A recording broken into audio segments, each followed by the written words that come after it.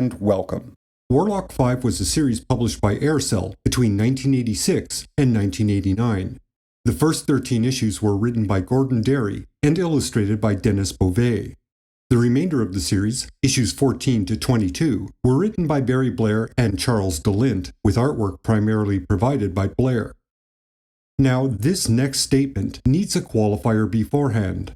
So, quite sincerely, without any irony whatsoever, Warlock 5 is the best cult classic genre film from the 80s that never got made into a movie. It's not just one genre, it's all of the genres. Honestly, this is a one-season, slightly cheesy Netflix series just waiting to happen. Every major character is an 80s science fiction or fantasy archetype. Yes, archetypes are timeless, but these 5 warlocks feel filtered through a very unique 80s lens. There is Xenia Nirvana, the tough-talking punk rock woman, who also controls an army of undead.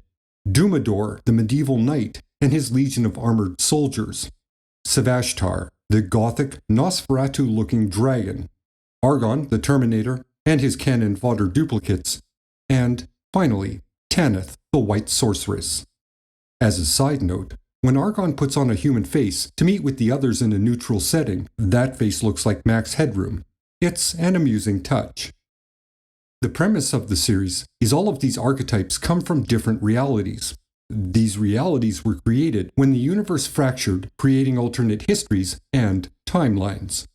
Each of the main characters are the warlocks, or more accurately, the champions of their specific reality. They defend or try to capture a dimensional nexus known as the grid. Each warlock controls a specific point on the grid. Whomever gains control over the entire grid will have their reality become the reality for the entire universe. Unfortunately, the grid is located on our version of Earth, so these beings constantly wage a war in our reality. They also maintain their own safe houses on our Earth. In the beginning, 2 characters, Tanith and Savashtar, work together to protect the grid. They wish to see the universe naturally evolve and select the dominant reality organically rather than to force one reality onto all of creation. Other alliances form and fall apart through the series. The narrative itself is a touch erratic. For example, there's a slight cliffhanger at the end of issue number 3 that's not properly resolved. One can presume it was simply a cool way to end the conflict, but it gives the impression there was at least a scene or two that was supposed to follow. Basically, it's pretty bare-bones storytelling. Not a lot of time is spent ensuring the flow of events feel natural. This is a somewhat minor point. It's not so complex that it's difficult to follow without all the connective tissue. Issue number 5 is where the main story kicks into full gear, with a plot that continues throughout the remainder of the series. Argon puts into motion a plan that breaks apart alliances and reveals the hidden agenda of some characters. It's not perfectly executed, but it is as coherent as any generic action movie plot from that era. And there is some good character beats. As stereotypical as the main cast appear at a glance, they are actually developed and feel distinct. It's not perfect, and it may be a touch basic, but it is a pretty good effort nonetheless. It has a clear high concept and a reasonably diverse cast with competing agendas. The 13th issue, the final issue for the original creative team, is especially good. It's an organic melding of an abstract situation with highly expressive artwork and a simple but effective metaphor. This issue is a perfect example of what this medium does very, very well, and why some elements unique to comic books are difficult to replicate with the same effectiveness in other media. The silence of the page, the flow of the panels, and the juxtaposition of symbols and words is quite powerful when done correctly. It communicates so much with very little information. Also, this issue shows a level of growth with the creative team and an indication that the series was becoming more complex. It may have begun as a high-concept genre movie, but it was adding more definition and filling out the reading experience. It was evolving. Unfortunately, there were no more future developments. As can be seen, the printing of this comic was borderline atrocious. This likely hurt its appeal because the artwork looks washed out and murky. The covers look phenomenal and, presumably, the interior artwork was done using similar techniques as the covers. But, being a small press publisher, Aircel presumably didn't have the money to properly reproduce the airbrushed or grey-washed interior artwork. As a result, the grainy paper or canvas board used for the artwork shows through the printed art itself. For the most part, Denis Beauvais' artwork is amazing in places and functional in others. Overall, though, it's quite well done, especially later in the series. Following the 13th issue, the original creative team left. Barry Blair, the publisher of Aircel, took over the title and dramatically changed its direction. Of course, this begs the question, what happened? Why did the original creators walk away from Aircel's best-selling title? The official story, provided by Barry Blair in the pages of Warlock 5, is that Derry and Beauvais suddenly quit. No warning, no explanation. This brief editorial also promised a full explanation at a later date. This explanation never arrived. The series then completely changed direction and seemingly abandoned all of the previously used concepts. The only resemblance it maintained to the original 13 issues was the title.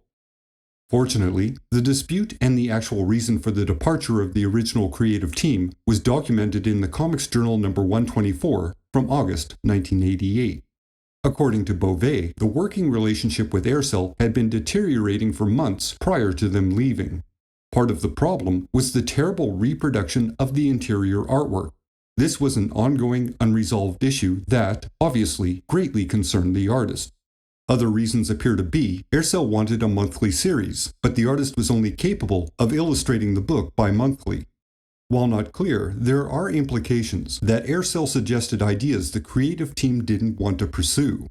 As a result of this discontent, Beauvais and Derry decided to take Warlock 5 to a new Canadian publisher, Matrix Graphics. They informed Blair of their intentions and began to prepare the series for a reboot at Matrix. Presumably, the first 2 issues that were produced, but never printed, would have been the first 2 issues for Matrix. Shortly thereafter, Blair claimed he had created the Warlock 5 concept with the artist Pat McKeown in 1983. He further stated that Derry and Beauvais were merely hired to produce the title. The copyright credit that appeared in all of the Warlock 5 issues was, according to Blair, a professional courtesy, not an actual credit. Anyone, even those with a passing knowledge of Canadian copyright law, would look sideways at someone who suggested a printed copyright notice was a professional courtesy, and therefore it was invalid. That's a suspicious statement. Both Derry and Beauvais claim that Blair's story was a complete fabrication.